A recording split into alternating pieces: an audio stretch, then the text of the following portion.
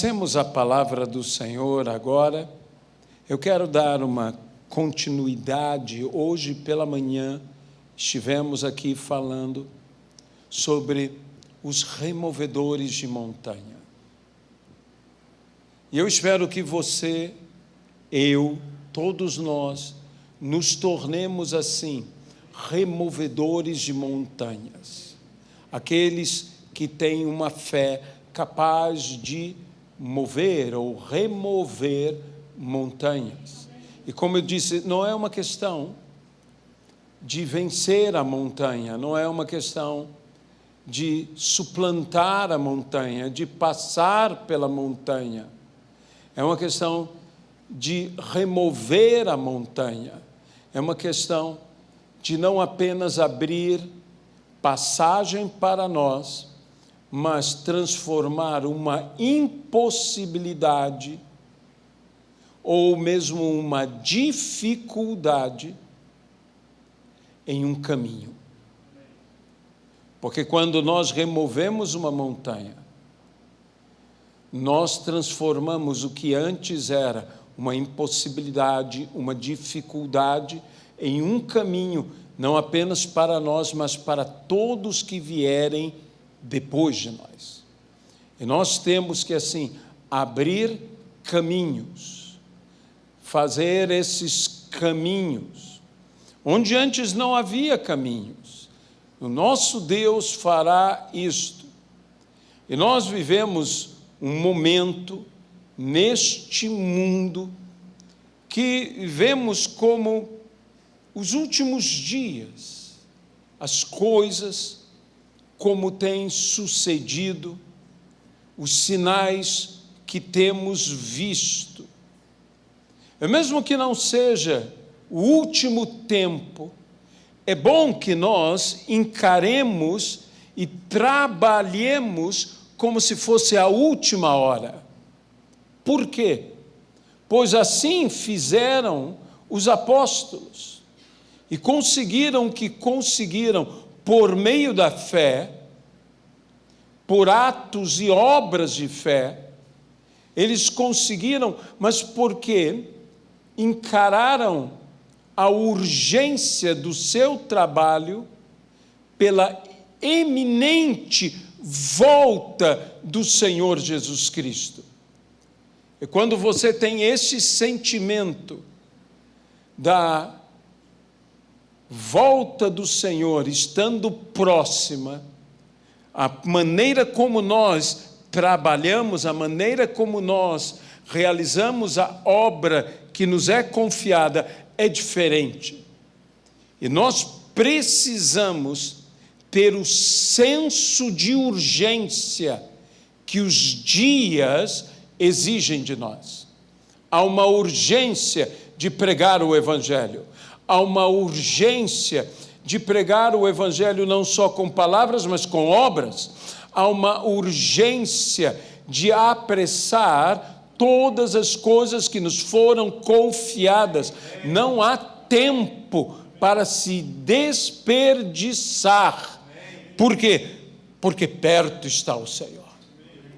E como diz a palavra, prepara-te para encontrar-te com o teu Criador, com o teu Deus. Temos que estar preparados para o grande encontro, o encontro que teremos com Ele. Temos que estar preparados para o encontro eterno que podemos ter a qualquer momento, passando desta vida para a vida eterna. Temos que estar preparados para darmos contas ao Senhor em qualquer instante, em qualquer momento que o Senhor requeira de nós. Por quê? Porque somos seus servos e Ele é nosso Senhor. Ele pode nos pedir conta o momento que Ele quiser.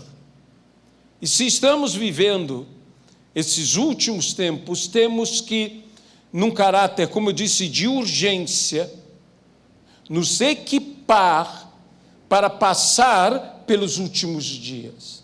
Nesse espírito, eu pediria a você que abrisse a tua Bíblia na segunda epístola do apóstolo Pedro, no capítulo de número 3, quando Pedro nos fala sobre os últimos dias.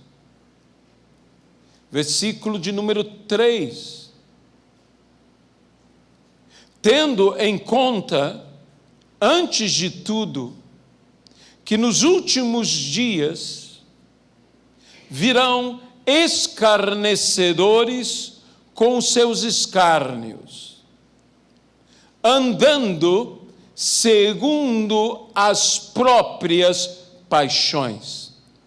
Um texto paralelo a este, que fala do mesmo contexto, se encontra na epístola de Judas,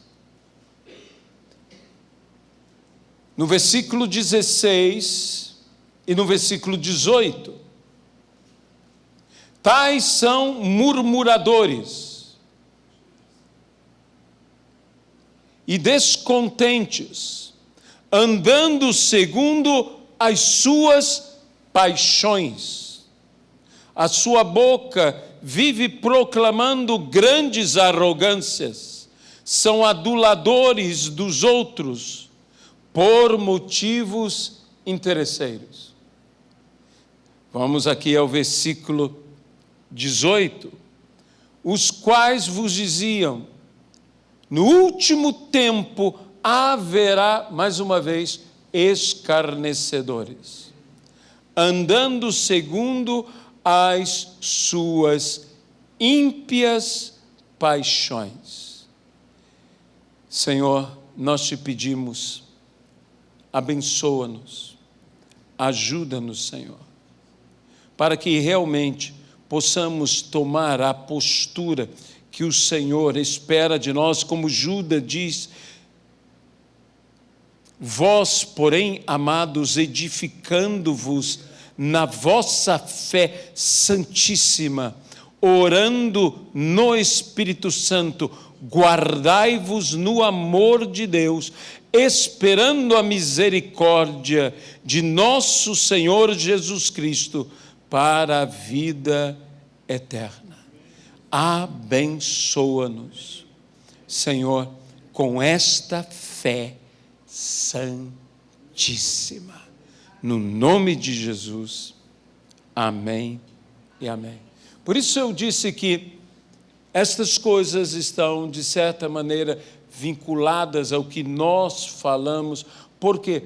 Porque enfrentamos uma disposição mental neste mundo de escárnios, de bajuladores, de interesseiros. A Bíblia então nos diz: nos últimos dias os homens estarão o quê? Sujeitos às suas paixões. Algumas versões utilizam uma outra palavra que tem a ver com um contexto do texto que nos fala que tais pessoas promovem divisões sensuais que não têm o Espírito de Deus. E dentro desse contexto, a palavra paixão é substituída em algumas versões pela palavra concupiscência. E o que é isto? O que significa concupiscência? Concupiscência é uma espécie de cobiça, uma espécie de desejo, não apenas por paixões carnais. Normalmente nós pensamos em paixões carnais, mas concupiscência também tem a ver com o desejo por bens materiais. E que é algo que tem estado presente, não apenas no mundo, como nós dizemos, mas, vamos ser sinceros, como isso tem tomado conta da igreja, tem tomado conta dos púlpitos, tem tomado conta dos ministérios. Eu não estou, e volto a dizer, não é nosso interesse julgar, apontar o dedo. A Bíblia diz que nós devemos remover de nós o dedo que aponta, o olhar que julga. Nós não devemos andar por esse caminho, mas nós devemos buscar, tendo consciência, porque lembre-se de uma coisa: o homem espiritual, eu não preciso julgar as pessoas, mas o homem espiritual julga todas as coisas, mas ele mesmo não é julgado por ninguém. Por quê? Porque o homem espiritual, quando julga alguém, julga a si. Porque se nos julgássemos a nós mesmos, não necessitaríamos sermos julgados. Por isso o homem espiritual pode julgar todas as coisas e ele mesmo não é julgado. Nós temos que ter e julgar por um padrão, e o padrão, volto a dizer, é a palavra de Deus. Esse é o meu critério, esse é o meu padrão, julgar todas as coisas pela palavra de Deus. Nós necessitamos discernir o bom e o mau caminho, discernir espíritos, bom e mau espírito, discernir tudo. Mas por que padrão, por que parâmetro? Pela palavra de Deus, para que não julguemos segundo o nosso pensar, segundo a nossa experiência, mas julguemos segundo a palavra de Deus, a palavra de Deus que é boa, que é perfeita. Esta palavra tem que ser o parâmetro de todo o julgamento e de toda a revelação, porque nenhum mal deixará de ser revelado pela palavra de Deus. Nós precisamos nos apresentar de Deus como obreiros aprovados. Aprovados e que manejam bem a palavra da verdade, a espada do Espírito, a palavra de Deus, para que dessa maneira não venhamos a ser enganados, não venhamos a ser levados ao redor por qualquer vento de doutrina. Meu irmão, minha irmã, nós temos que ter peso na palavra, e a palavra tem que ter relevância, peso em nós. Se esse peso estiver em nós, nós não seremos levados por ventos, porque há um peso que nos mantém no lugar. Qual é o peso da palavra de Deus em tua vida, em minha vida, em nossa vida? Esta palavra será âncora para nós. Ela não permitirá que os ventos nos levem, ela não permitirá que as forças das águas nos carreguem, porque nós estaremos com a nossa âncora da fé. Nós estaremos ancorados pela palavra de Deus. Mas enfrentamos dias em que os homens estão sendo levados por suas paixões. Sabe, o grande problema das paixões, desculpe a redundância do que eu falarei, é que paixões são apaixonantes. Esse é o problema. E tudo que é apaixonante nos cativa. E o que nos cativa, a palavra ser cativado, é colocar num cativeiro. Por vezes a tua paixão, o que o mundo ilusoriamente busca as paixões, porque atender às paixões dá uma ideia de liberdade. Sou livre para atender as minhas paixões. Assim o mundo encara uma liberdade, mas na realidade as paixões aprisionam. As paixões, elas nos aprisionam. Elas nos levam a uma espécie de um cativeiro, uma paixão, de um vício. Prende uma pessoa, ela aprisiona uma pessoa, ela não deixa a pessoa livre. Quem são os livres? São aqueles que vencem, que têm controle sobre as suas paixões. E falando a nosso respeito, o apóstolo Paulo diz como o atleta, e ele firma bem a expressão a respeito do atleta, que em tudo se domina para conquistar uma coroa. Em tudo se domina.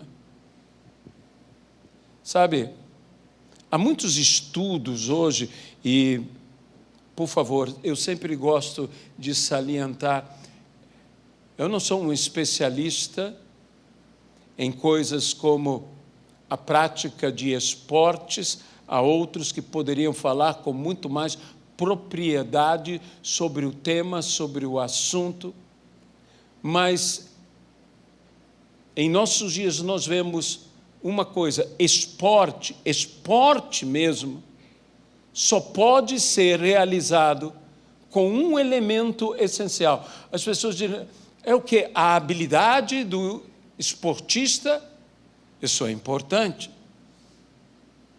mas a palavra-chave é dedicação. A palavra-chave para qualquer prática esportiva é dedicação.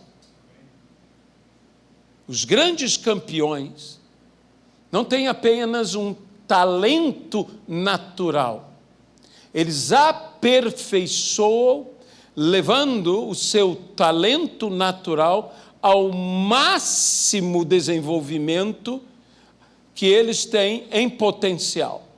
Então, grandes campeões fazem isso. É impressionante você olhar, seja em que estilo de esporte for, a dedicação, o tempo de treino, de exercício. E há uma coisa que dentro dessa dedicação, o foco. Campeões são focados. Eles têm um foco, em tudo se domina, porque eles estão focados naquele prêmio.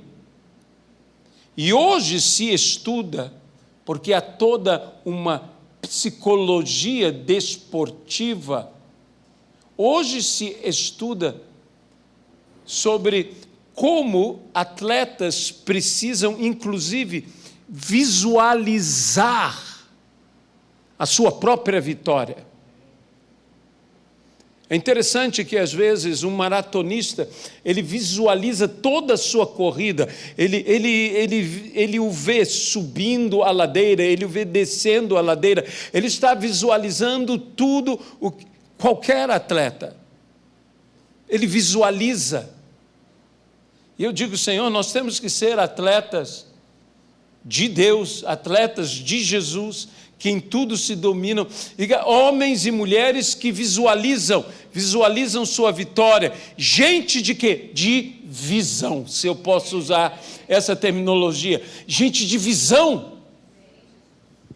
O mundo pensa, e nos últimos dias isso acontecerá, escarnecedores, gente rendida às suas próprias sensualidades, seus prazeres, gente almejando apenas bens, riquezas. Nós chamamos isso de materialismo. Como há uma mentalidade materialista em nossos dias, e volto a dizer, infelizmente, tomando a própria igreja. Você quer ter mais bens materiais? Venha ao nosso culto. Hoje um culto para alcançar tais bens. Eu não digo que nós não possamos orar abençoando para que vidas prosperem, até mesmo enriqueçam. Isso não é uma oração errada. Por favor, não me entenda mal. Mas aonde está o teu coração? Aonde está o teu coração? O que te move a pedir tais coisas ao Senhor? Pedis e nada tendes, porque pedis mal. Pedis para esbanjardes em vossos prazeres. Cobiçais, invejais. Então, que sentimentos nos movem para orar? Nós necessitamos, não há mal como igreja que nós peçamos ao Senhor, dá-nos, Senhor, um templo próprio. Eu quando chego, inclusive esses dias eu falei com Paulo Sérgio, porque eu disse, olha, vai desenhando a igreja, porque um dia nós vamos construir. Eu vou gerando no meu espírito o que eu estou pedindo a Deus. Mas eu te confesso que cada vez que eu passo em frente a uma certa concessionária aqui perto da gente, cada vez que eu passo em frente àquela concessionária, eu digo, meu Deus, Senhor, eu não sei quantos milhões deverá ser esse imóvel aqui. Eu não estou querendo te pedir para alugar. Olha só como eles fizeram. Olha esse estacionamento. Aquele estacionamento ali, eu já vejo o teu carro ali estacionado, eu já vejo todas essas coisas. Eu olho como está, eu disse, já está quase perfeito.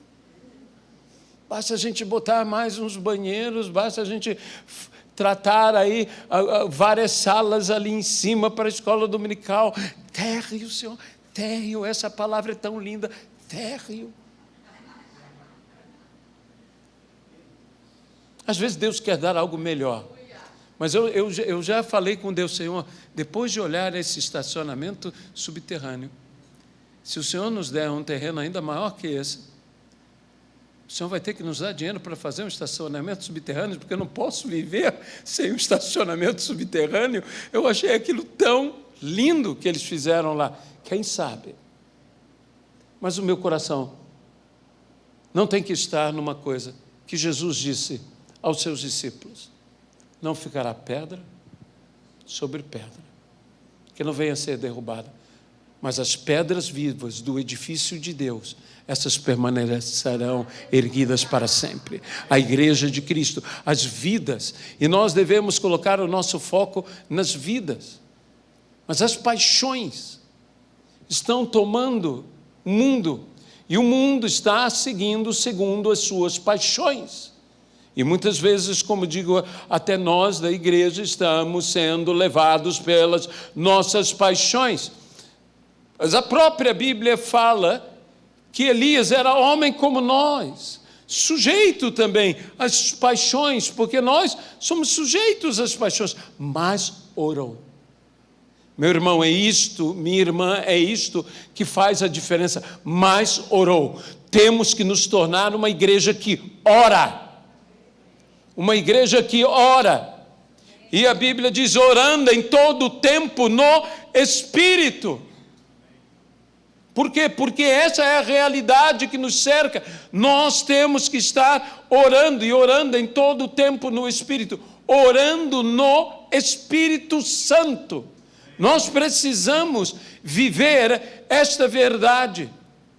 E quando nós começarmos a viver essa verdade e em tudo nos dominarmos, para isto Deus nos concedeu, no fruto do Espírito, uma característica desse fruto maravilhosa que se chama domínio próprio. Quando nós tivermos domínio próprio, a palavra domínio, da palavra domino, da palavra senhor, sendo senhores de nós mesmos. Não é a paixão que me domina, A paixão é uma coisa que quanto mais eu alimento, mais eu a fortaleço. Ela não se sujeita. Ela deseja devorar tudo, ela deseja me devorar. A minha paixão pode me devorar. Muitas pessoas estão sendo devoradas por suas próprias paixões, pela condução das suas cobiças, ganâncias, pelos seus desejos. E não falo dos desejos, meramente aqueles desejos que nós temos como desejos carnais, desejos impuros, mas estou falando sobre os desejos na vida, onde eu estou fora do rumo que Deus gostaria que eu tivesse. Desejar a coisa certa, desejar o bem para todos, não apenas para mim, tornar-me um filho de Deus. E quando eu falo filho de Deus e ser reconhecido como filho de Deus, Jesus apontou uma característica extraordinária sobre um filho de Deus, que é o seguinte: bem-aventurados os pacificadores,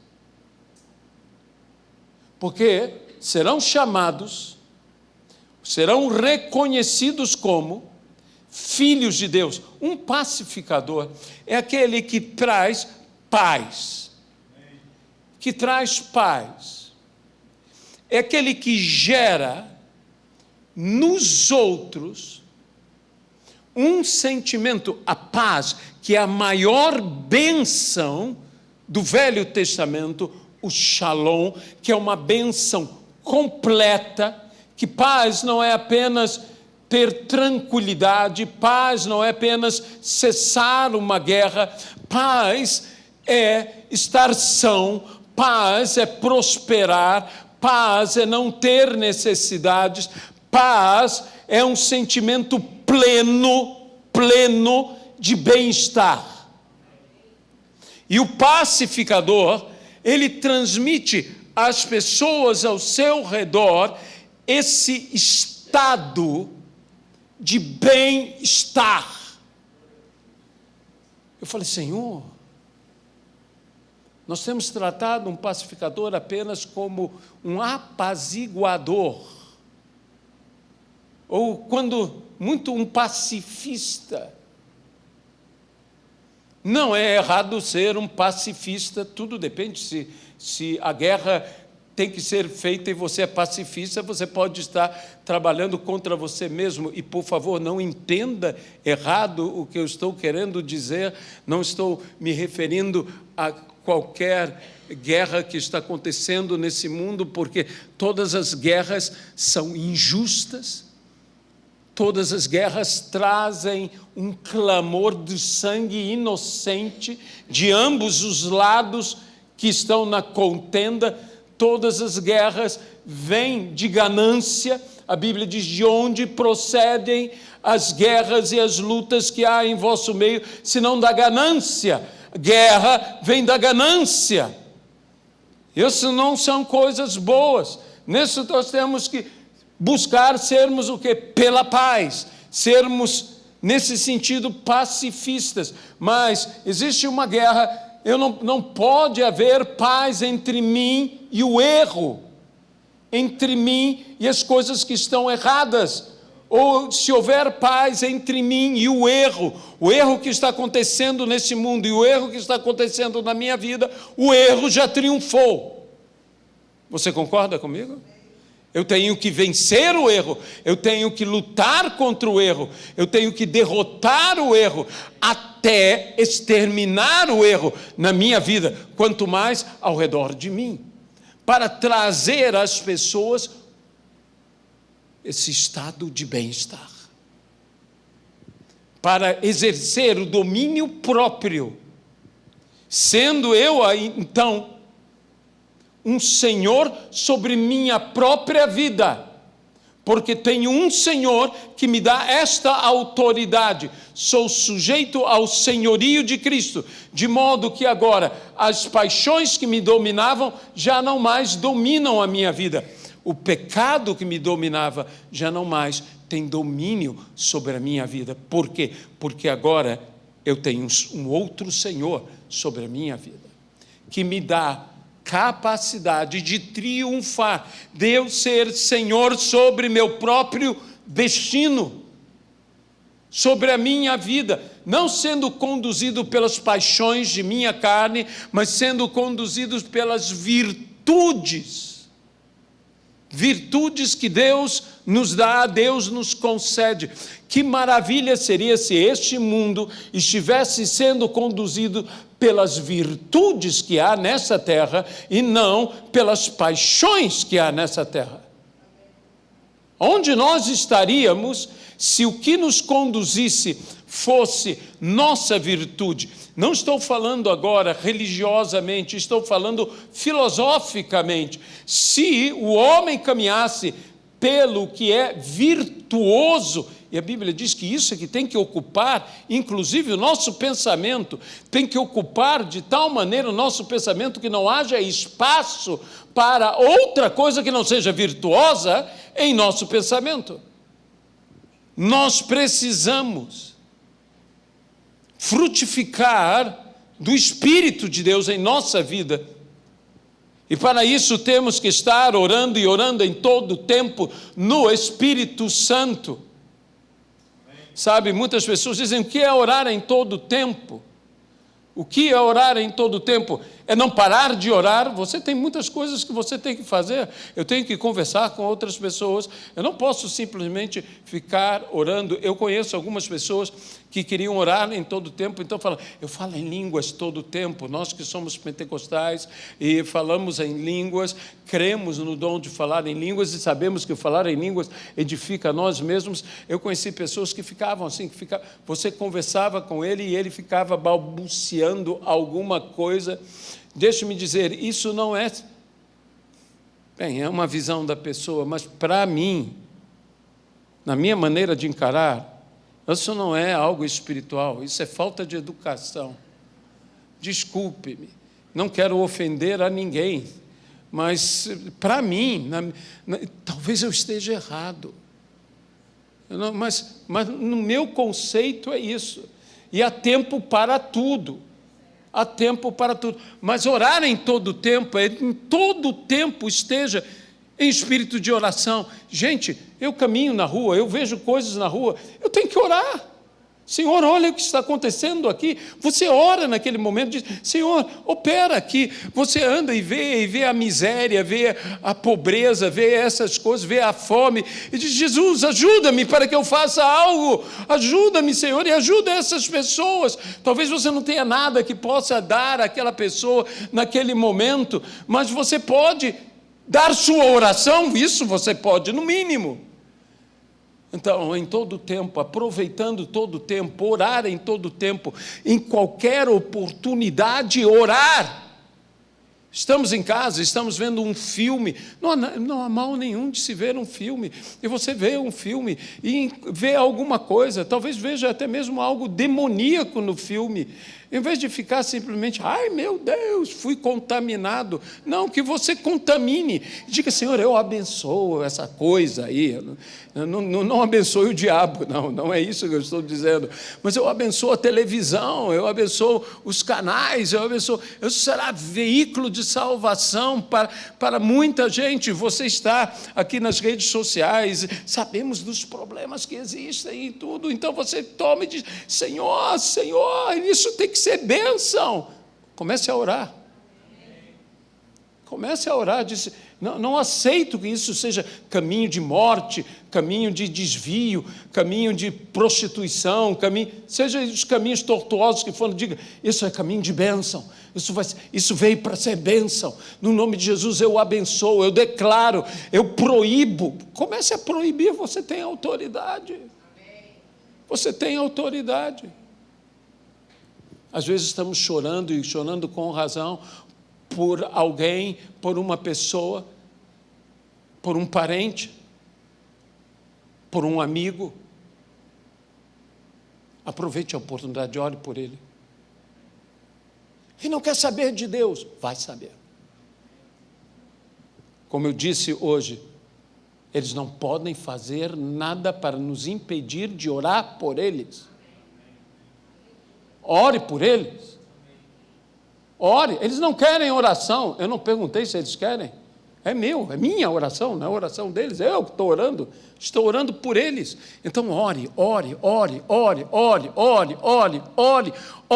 não pare de orar.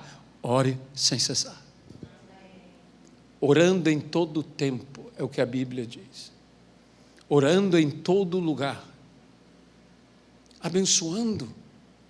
Você entra numa loja, abençoe a loja. Você entra num shopping, abençoe o shopping. Você entra numa condução, abençoe a condução. Você entra num táxi, entra num Uber, entra onde for que esteja te levando, abençoe. Senhor, eu abençoo. Você entra num avião, abençoe. Sabe, quando eu entro no avião, a primeira coisa que eu digo, Senhor, eu abençoo todos que estão aqui comigo.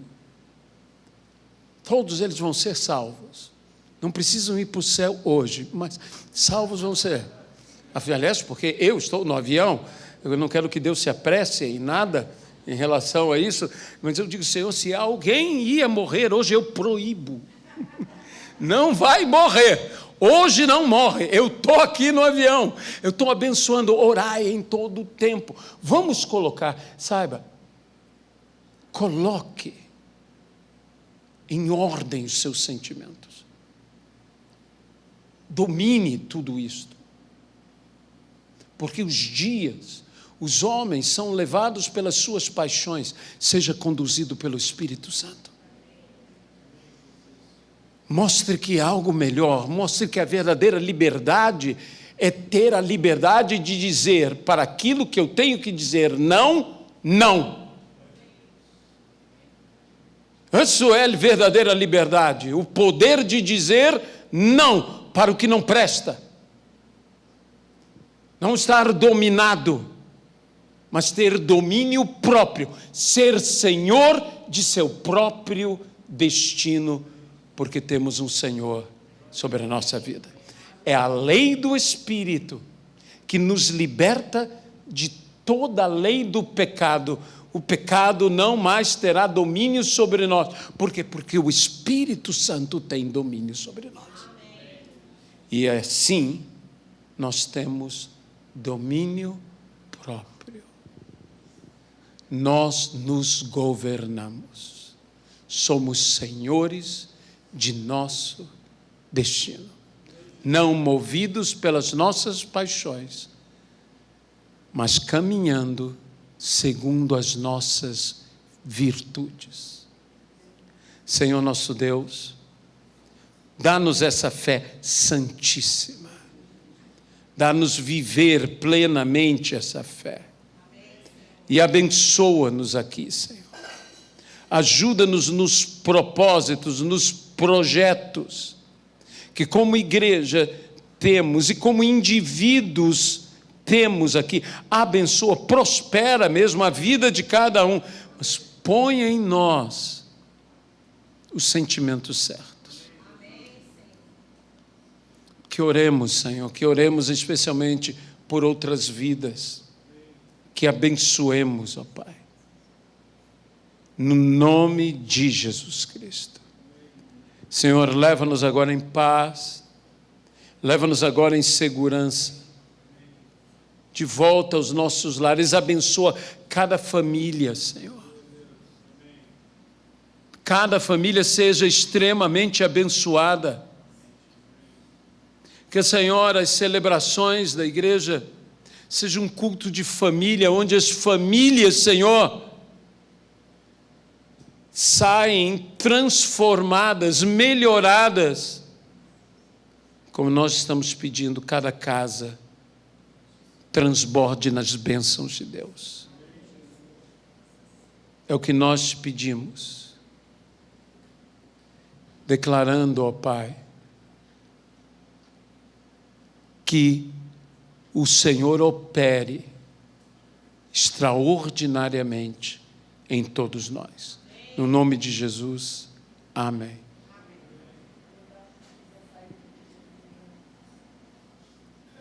Tudo bem. Lembremos-nos que na quarta-feira, dia 1º, que será dia do início das primícias, nós teremos uma saída para Silva Jardim. Né? Lembre-se de levar protetor solar, por favor, porque há uma onda de calor que chegou na região sudeste, chegou ao Rio de Janeiro, e lá em Silva Jardim, estamos no Rio de Janeiro, a onda de calor estará lá. Então, proteja-se direito, que ninguém venha a ter queimaduras, nem nada disso.